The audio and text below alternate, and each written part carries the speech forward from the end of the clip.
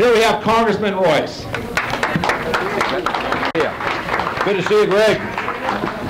Let me just take a minute here and acknowledge how much this community has come together and how much Hope for the Hills have done for the rights of the residents in this community. I think for those of us who have had an opportunity to take the tour and see the towers, we've all reacted the same way. You've got to be kidding.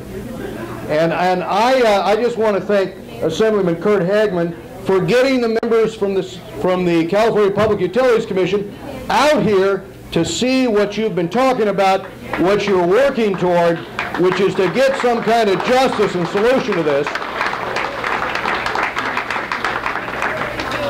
In reading through the transcripts of the testimony, I must say I was absolutely transfixed by the observation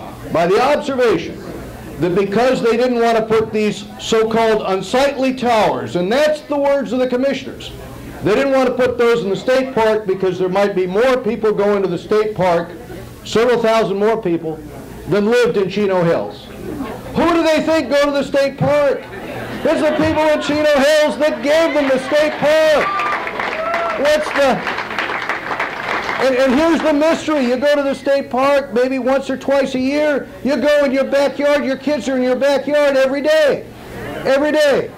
And so we take a situation where for the rest of America, you do not allow one of these towers within 900 feet of a school and within 70 feet of people's homes. You have twice the voltage that we have on the books anywhere else. So that is why this community has come together. And I want to thank Bob Goodwin and Chris Ann and others here who have played such a role, as well as the members of your,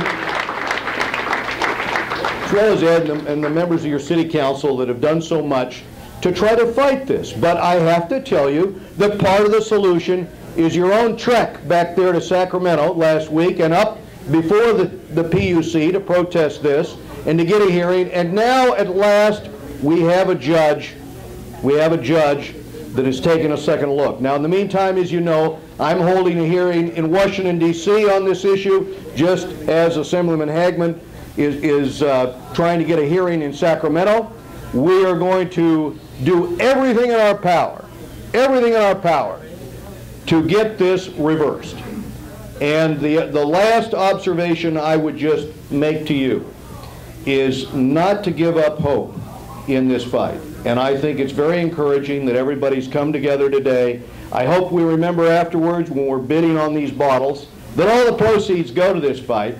And I also just wanted to, in addition, thank those of you who went up to San Francisco and up to Sacramento in order to weigh in this, and everybody here today supporting your rights.